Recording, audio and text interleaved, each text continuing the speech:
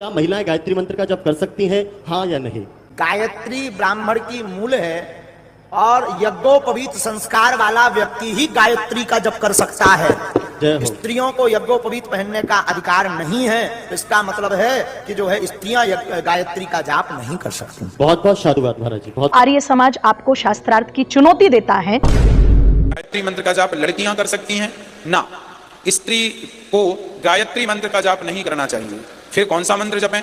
आप श्री राम जय राम जपो, श्री कृष्ण गोविंद हरे मुरारी जपो, श्री कृष्ण जपो, श्री राम जपो, जय श्रीमन्नारायण जपो। एक बार इस विषय पर शास्त्रार्थ करें।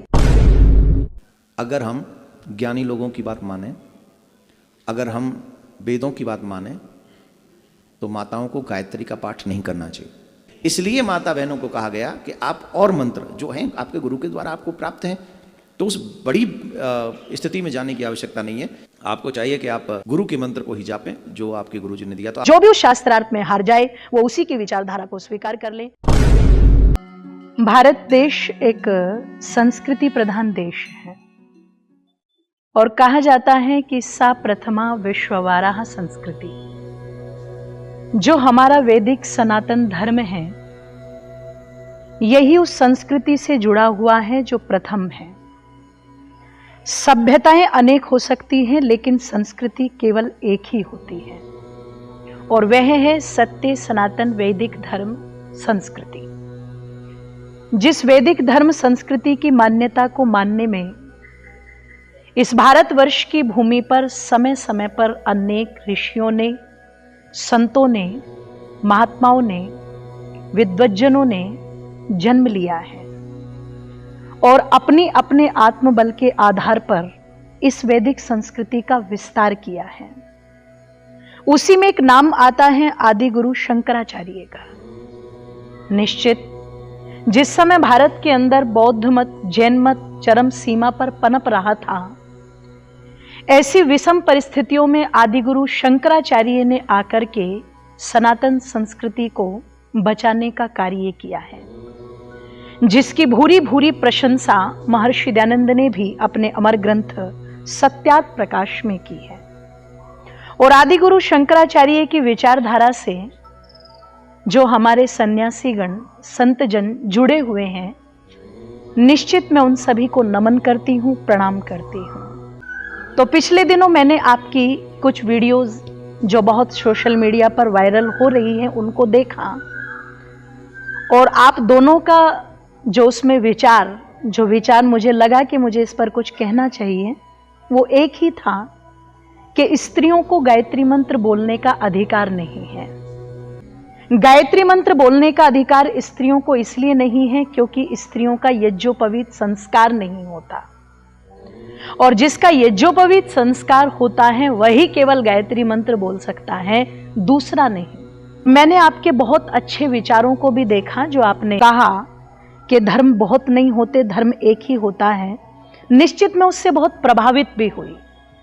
बस मैं आप तो विनम्रता पूर्वक मैं आपसे केवल इतना पूछना चाहती हूं कि आपने जिस यज्ञोपवीत संस्कार की बात की है, सर्वप्रथम तो मंत्र आता है यज्ञोपवीतम परमं पवित्रम प्रजापतेर्यत् सहजम पुरस्तात् आयुष्यमग्रम प्रतिमुंच शुभ्रम यज्ञोपवीतम बलमस्तु तेजः।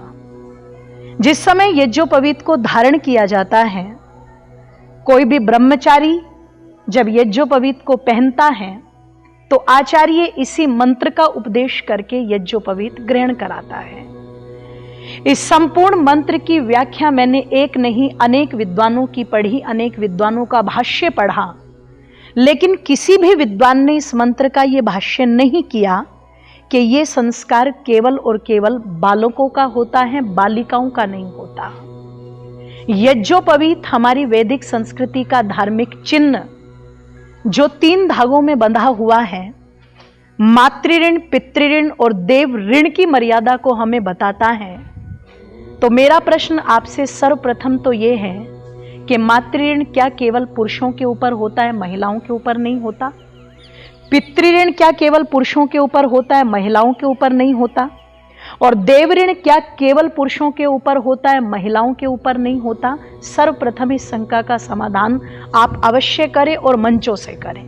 दूसरी बात, जिस वेद को अपना आधार बना करके आप कहते हैं कि वेद इसकी आज्ञा नहीं देता और ये वैदिक संस्कृति है, चारों वेदों के अंदर, मैं आपसे फिर कह रही हूं, चारों वेदों के अंदर मुझे एक भी मंत्र ऐसा नहीं मिला जिस मंत्र में यह व्याख्या की गई हो कि स्त्रियों को वेद पढ़ने का या स्त्रियों को गायत्री मंत्र बोलने का कोई अधिकार नहीं है। हां, ऐसे मंत्र अनेक मिले, यथेमाम वाचम कल्याणी मावदानी जन एभ्या, कि परमात्मा ने अपनी ये जो पवित्र पावन कल्याणमयी वाणी है ये संपूर्ण प्राणी मात्र के लिए दी है। वेद पढ़ने का अधिकार केवल किसी एक वर्ग को नहीं, अपितु परमात्मा की वाणी सबके लिए है और जो चाहे वह पढ़ सकता है। यह अधिकार परमात्मा ने सर्व सुरक्षित किया।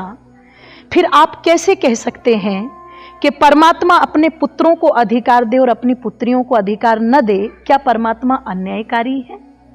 आप जिस गायत्री मंत्र की बात करते हैं, गायत्री तो एक छंद है और केवल यही मंत्र नहीं, अपितु बहुत सारे मंत्र इस छंद में आए हैं, तो उन मंत्रों को भी पढ़ते हैं, तो फिर गायत्री मंत्र को पढ़ने में क्या परेशानी है? और मैं बड़ी विनम्रता पूर्वक आपसे ये कहना चाहूंगी कि जिस गायत्री मंत्र को हम पढ़ते हैं, धियो यो नः प्रचोदयात्, परमात्मा से सद्बुद्धि की कामना इस मंत्र में की गई है। यदि परमात्मा ये मंत्र पढ़ने का अधिकार स्त्रियों को न देता तो स्त्रियों को बुद्धि दे करके क्यों भेजता? यदि परमात्मा ने कोई पक्षपात नहीं किया तो हम और आप कौन होते हैं परमात्मा की व्यवस्था में पक्षपात करने वाले?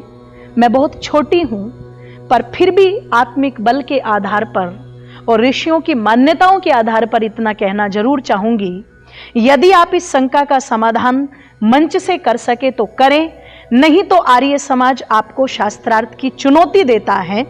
आप आर्य समाज के साथ बैठ करके, हमारे विद्वानों के साथ बैठ करके एक बार इस विषय पर शास्त्रार्थ करें और जो भी उस शास्त्रार्थ में हार जाए वो उसी की विचारधारा को स्वीकार कर ले। मैं अंजलि आर्या आपसे निवेदन करूंगी, मेरी बातें जब भी आप तक पहुंचे आप इसका उत्तर अवश्य दें। बहुत बहुत धन्यवाद। प्रणाम।